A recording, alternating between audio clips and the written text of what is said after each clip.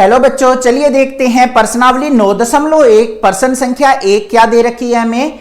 ध्यान से देखेंगे।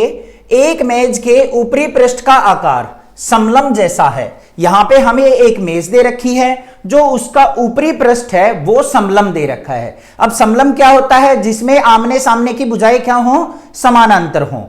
और इसके बाद क्या दिया है? यदि इसकी समानांतर भुजाएं 1 मीटर और 1.2 मीटर हैं तथा इन समानांतर भुजाओं के बीच की दूरी 0.8 मीटर है, तो इसका अक्षेत्रफल ज्ञात कीजिए। अब यहां पे जो समानांतर भुजाएं हैं, एक समानांतर भुजा की लंबाई तो बच्चों 1 मीटर दे रखी है, दूसरी समानांतर भुजा की लंबाई 1.2 मीटर दे रखी है, और दोनों के बीच की दूरी 0.8 मीटर दे रखी है। तो हमें इसका क्षेत्रफल ज्ञात करना है। सबसे पहले जो भी हमें दिया गया है उसको लिख लेंगे। क्या लिखेंगे? पहली भुजा की लंबाई, पहली भुजा की लंबाई उसको हम a से मान लेते हैं। a बराबर है 1 मीटर। दूसरी भुजा क्या दे रखी है? 1.2। तो लिख लेंगे यहां पे दूसरी भुजा की लंबाई, दूसरी भुजा की लंबाई उसको हम b से मान लेते हैं, वो है हमारी 1.2 मीटर। ठीक है। अब यहां पे इन दोनों के बीच की दूरी दे रखी है, इसका मतलब यह है क्या है? हमारी ऊंचाई दे रखी है। ऊंचाई क्या दे रखी है हमें? उसको हम h से मान लेते हैं। कितनी है? 0.8 मीटर। ठीक है। अब हमें समलंब का क्षेत्रफल निकालना है, तो उसका सूत्र लिख लेंगे यहां पे। तो लिखेंगे समलंब का अक्षेत्रफल, उसका सूत्र लिखेंगे। क्या होता है? 1/2 गुना में दोनों समानांतर भुजाओं का योग a जमा b, और गुना क्या होता है? ऊंचाई। अब इनके मान को रख लेंगे यहां पे। तो क्या आ जाएगा? 1/2 गुना में a का मान क्या है? 1, b का मान क्या है? 1.2, गुना में ऊंचाई कितनी है? 0.8। अब इसको हल कर लेते हैं। देखो ध्यान से, क्या आ गया हमारे पास? 1/2 गुना में 1 और 1.2 को हम जोड़ेंगे तो कितना हो गया? 2.2। ये आ गया, गुना में 0.8। अब यहां पे दशमलव को हटाएंगे। दशमलव के बाद कितने अक्षर हैं? 1 है, तो नीचे क्या आ जाएगा? 10। यहां पे भी दशमलव को हटाएंगे, उसके बाद 1 डिजिट है, तो यहां भी क्या आ जाएगा? 10। अब भाग कर लो। 2 एकम 2, 2 चौके 8, 22 की और 4 की गुना करेंगे, 22 चौका 88 होता है। तो ये आ गया 88 भाग में 10 की और 10 की गुना करेंगे तो कितना हो गया? 100। अब नीचे 2 जीरो है, तो दशमलव कहां पे आएगी? 2 अक्षर को छोड़ के। तो हमारा उत्तर क्या आ गया? 0.88 वर्ग मीटर। मतलब 0.88 मीटर स्क्वायर क्या आ गया? हमारा मेज के ऊपरी पृष्ठ का अक्षेत्रफल। आ गया समझ में? ठीक है।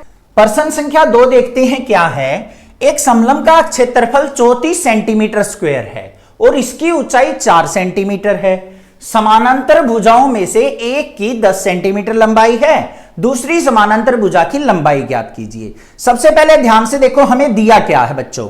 हमें एक समलंब का अक्षेत्रफल दे रखा है। यह हमारा समलंब हो गया, इसका अक्षेत्रफल दे दिया 34 सेंटीमीटर स्क्वायर। अब इसमें जो भी 2 समानांतर भुजाएं हैं उनके बीच की ऊंचाई दे दी 4 सेंटीमीटर।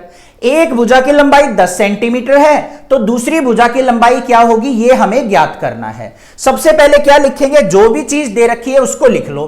पहली क्या दे रखी है? समलंब का अक्षेत्रफल। समलंब का अक्षेत्रफल, अक्षेत्रफल हमें क्या दे रखा है? 34 सेंटीमीटर स्क्वायर। उसके बाद दोनों भुजा की ऊंचाई क्या दे रखी है? ऊंचाई लिख देंगे यहां पे। ऊंचाई को हम h से मानते हैं, वो हमें दे रखी है 4 सेंटीमीटर। एक भुजा हमें 10 सेंटीमीटर दे रखी है, दूसरी भुजा हमें ज्ञात करनी है। तो यहां पे लिखेंगे पहली भुजा की लंबाई, पहली भुजा की लंबाई वो हम क्या मान लेते हैं? a से, वो हमें 10 सेंटीमीटर दे रखी है। अब दूसरी भुजा की हमें ज्ञात करनी है, तो उसको हम क्या कर लेंगे? मान के चलेंगे। तो यहां पे क्या लिखेंगे? माना दूसरी भुजा की लंबाई, दूसरी भुजा की लंबाई, उसको हम क्या मान लेते हैं, b से मान लेते हैं कि वो क्या है, 20 सेंटीमीटर है। ठीक है बच्चों, तो हमें b का मान ज्ञात करना है। अब यहां पे देखो हमें दे क्या रखा है, अक्षेत्रफल दे रखा है, तो उसी का सूत्र लगा दो। यहां पे क्या होगा, समलंब का अक्षेत्रफल, समलंब का अक्षेत्रफल, क्या सूत्र होगा, 1/2 समानांतर भुजाओं का योग और गुना में ऊंचाई। ठीक है, अब जो भी चीज दे रखी है वो सारे मान इसके अंदर रख दो। समलंब का क्षेत्रफल कितना दे रखा है, 34, बराबर है 1/2 गुना में a कितना दे रखा है, 10, b का हमें पता नहीं, और ऊंचाई कितनी है हमारी, 4। यहां पे 2 एकम 2, 2 दूनी 4 कट गया, तो यहां पे क्या आ गया, 34 बराबर है 2 के अंदर गुना करो बच्चों, 2 की 10 से गुना करेंगे 2 दाया 20, जमा में 2 की 20 से गुना करेंगे तो 2b। अब 20 को हम लेफ्ट साइड ले जाएंगे बाईं तरफ, तो यहां पे क्या आ जाएगा हमारा, 34 घटा 20 बराबर है 2b। 34 में से 20 गया, कितना आ गया, 14, बराबर है 2b। अब b का मान क्या आ गया, यहां पे 2 गुना में, इधर आएगा भाग में, तो 14 भाग में 2, 2 से इसको कट करेंगे तो कितना आ गया, 7 सेंटीमीटर। तो दूसरी भुजा की लंबाई कितनी आ गई हमारी, 7 सेंटीमीटर। आ गया समझ में, ठीक है। प्रश्न संख्या 3 देखते हैं क्या है। एक समलंब के आकार के खेत ABCD की बाड़ की लंबाई 120 मीटर है। अब बाड़ क्या होती है बच्चों, चारों तरफ का परिमाप। एक खेत का परिमाप हमें 120 मीटर दे रखा है। बाड़ का मतलब क्या होता है, अब आपने देखा होगा खेतों के तरफ चारों तरफ हम तार लगा देते हैं। तो मान लो हमारा समलंब के आकार का खेत है, इसके चारों तरफ ABCD हमारा क्या लगा हुआ है, तार लगा हुआ है, जिसका मान हमें 120 मीटर दे रखा है। आगे देखो, यदि BC बराबर है 48 metre, CD 17 metre, AD 40 metre है, तो इस खेत का अक्षेत्रफल ज्ञात कीजिए। भुजा AB समानांतर भुजाओं AD तथा BC पर लंब है। अब भाई हमें 3 भुजा दे दी, कौन कौन सी, BC कितनी दे दी, 48 मीटर, और क्या दे रखी है, CD हमें दे रखी है 17 मीटर, और AD हमें दे रखी है 40 मीटर। हमें AB का मान पता नहीं है। अब AB क्या है हमारा, AD और BC समानांतर भुजाओं पे लंब है, मतलब ये दोनों समानांतर भुजाओं के बीच की ऊंचाई है। अब भाई हमें इसका समलंब का क्षेत्रफल ज्ञात करना है। समलंब के क्षेत्रफल में क्या होता है सूत्र, 1/2 समानांतर भुजाओं का योग गुना में ऊंचाई। अब ऊंचाई हमारे पास है नहीं, तो उसको हमें यहां पे निकालना पड़ेगा, ढूंढना पड़ेगा। कैसे निकालेंगे, ध्यान से देखो। सबसे पहले देखो, हमें बाड़ की लंबाई दे रखी है, मतलब परिमाप दे रखा है, तो यहां पे क्या लिखेंगे, समलंब ABCD का परिमाप, वो हमें क्या दे रखा है, 120 मीटर दे रखा है। अब परिमाप का मतलब क्या होता है, यहां पे समलंब का चारों भुजाओं का योग, तो यहां पे क्या लिख देंगे हम, AB जमा में BC जमा में CD और जमा में DA, इन चारों भुजाओं का योग क्या होगा, 120 मीटर होगा। होगा या नहीं होगा। अब यहां देखो AB का मान क्या है, वो तो हमें ज्ञात करना है, तो AB को AB रहने दो। जमा में BC का मान क्या है, 48, जमा में CD का मान कितना है, 17, और जमा में DA का मान कितना है, AD का 40, बराबर है 120 मीटर। ठीक है, तो AB बराबर है, यहां पे क्या आ गया, 120 घटा में, इन सभी को जोड़ के दाईं साइड लेके जाएंगे तो कितना हो गया, ये 105 हो गया। इन तीनों को जोड़ लेंगे तो AB बराबर किसके आ गया हमारा, यहां पे 15 मीटर। तो ये जो ऊंचाई आ गई, ये आ गई मेरी 15 मीटर। ठीक है, अब ऊंचाई पता चल गई, दोनों समानांतर भुजाएं पता है, तो क्षेत्रफल आसानी से निकाल देंगे हम। तो चलिए देख लेते हैं कैसे निकालेंगे। तो यहां पे लिखेंगे समलंब का क्षेत्रफल, सूत्र जरूर लिखना है, समलंब का क्षेत्रफल किसके बराबर होगा, 1/2 समानांतर भुजाओं का योग। समानांतर भुजा कौन सी है, AD और BC, तो यहां पे लिखेंगे AD जमा में BC और गुना में ऊंचाई क्या है, AB। अब इनके मान को यहां पे रख देते हैं, तो यहां देख लो क्या आ जाएगा, अक्षेत्रफल बराबर है 1/2 गुना में समानांतर भुजाओं का योग करना है। एडी कितना है बच्चों 40, जमा में बीसी कितना है हमारा 48, और गुना में ऊंचाई कितनी आई है 15। हल कर लो इसको, तो 1/2 गुना में 40 और 48 कितना हो गया हमारा 88, गुना में 15। 2 से काटेंगे, 2 एकम 2, 2 चौके 8, 2 चौके 8। अब 15 की और 44 की गुना कर लेते हैं। 15 चौके 60 हासिल 6, 15 चौके 60 और 6 66, तो 660 वर्ग मीटर क्या आ गया हमारा अक्षेत्रफल आ गया इस समलंब का। आ गया समझ में किस प्रकार से निकालना है? कोई भी दिक्कत लगे आप कमेंट कीजिए, मैं आपकी मदद जरूर करूंगा। कक्षा 9वीं 10वीं 11वीं 12वीं सारा हिंदी मीडियम आपको इस चैनल पे कराया जाएगा। चैनल को जरूर सब्सक्राइब करके रखना। प्रश्न संख्या 4 देखते हैं क्या है। एक चतुर्भुज आकार के खेत का विकर्ण 24 मीटर है और शेष सम्मुख शीर्षों से इस विकर्ण पर खींचे गए लंब 8 मीटर एवं 13 मीटर हैं। खेत का अक्षेत्रफल ज्ञात कीजिए। बच्चों हमें ए बी सी डी एक चतुर्भुज दे रखी है, जिसमें ए से सी को मिलाया तो हमारा एक विकर्ण बन गया जिसकी लंबाई 24 मीटर दे रखी है। अब जो 2 शीर्ष बच गए उनसे हमने क्या किया, इस विकर्ण के ऊपर लंब खींच दिए। बी से हमने जो लंब खींचा उसकी लंबाई कितनी है 13 मीटर। डी से जो हमने लंब खींचा उसकी कितनी लंबाई है 8 मीटर है।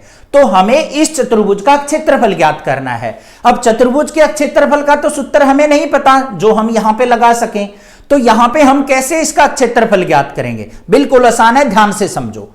हमें ऊपर देखो ए बी सी एक त्रिभुज बनी हुई है और नीचे देखो ए डी सी एक त्रिभुज बनी हुई है। अगर मैं इन दोनों त्रिभुजों का क्षेत्रफल जोड़ दूं तो मेरे पास चतुर्भुज ए बी सी डी का क्षेत्रफल आ जाएगा या नहीं आ जाएगा? आ जाएगा ना। तो बस जो चीजें हमें दे रखी है उनको लिख लो। सबसे पहले देखो हमें विकर्ण दे रखा है 24 मीटर, तो यहां पे लिखेंगे विकर्ण ए सी बराबर है 24 मीटर। अब 2 लंब दे रखे हैं हमें, तो लंब को हम किससे मान लेते हैं? ऊंचाई h से। तो यहां पे पहले लंब को हमने क्या मान लिया h1 बराबर है कितना है 13 मीटर, और दूसरा लंब क्या है हमारा h2 बराबर है 8 मीटर। अब हमें चतुर्भुज का क्षेत्रफल निकालना है। चतुर्भुज का क्षेत्रफल किसके बराबर होगा हमारा? त्रिभुज ए बी सी का क्षेत्रफल इसमें किसका जोड़ देंगे बच्चों हम? त्रिभुज ए डी सी का क्षेत्रफल,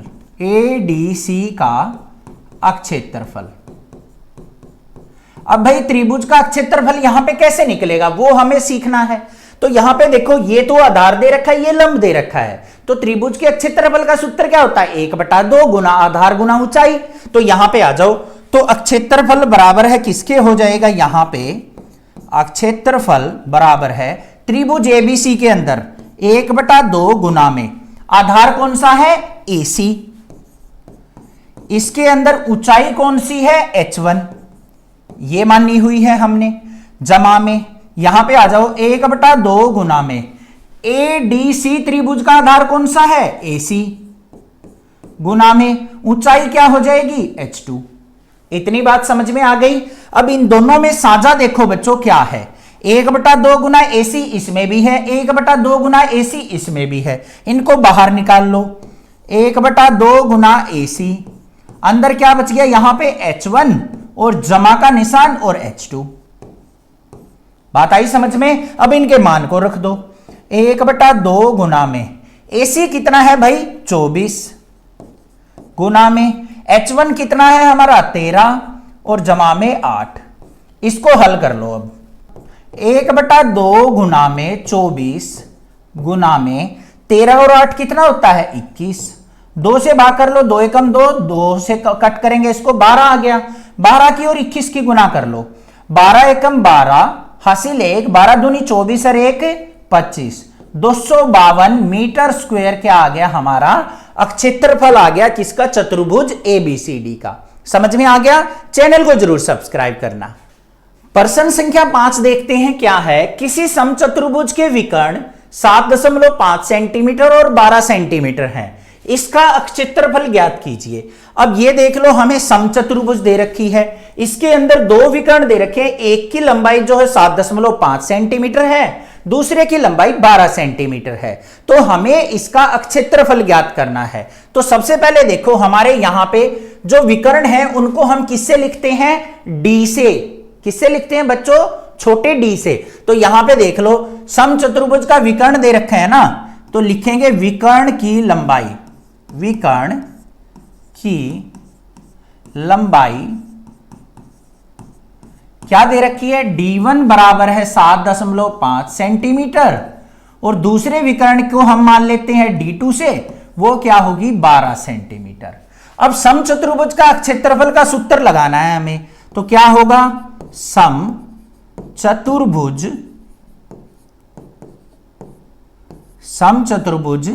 का अक्षेत्रफल। अक्षेत्रफल क्या होता है बच्चों? सूत्र 1/2 गुना में पहला विकर्ण गुना में दूसरा विकर्ण। अब इसका यहां पे देखो, हल करेंगे इसको, इनके मान रख दो। 1/2 गुना में D1 का मान क्या है? 7.5, D2 का मान क्या है? 12।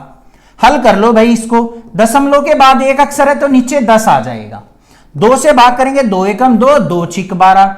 75 की और 6 की गुना कर लो, 6 पंजे 30, हासिल 3, 6 सते 42 और 3 45, 450 भाग में 10, एक जीरो से एक जीरो कट गई, तो कितना आ गया यहां पे? 45 सेंटीमीटर स्क्वायर। ये आ गया हमारे समचतुर्भुज का अक्षेत्रफल। समझ में आ गया या नहीं आ गया? कोई भी दिक्कत हो कमेंट कीजिए, अदरवाइज चैनल को सब्सक्राइब कीजिए, क्योंकि क्लास 9, 10th, 11th, 12th की वीडियो आपको यहां पे मिल जाएगी। Thank you students, love you students.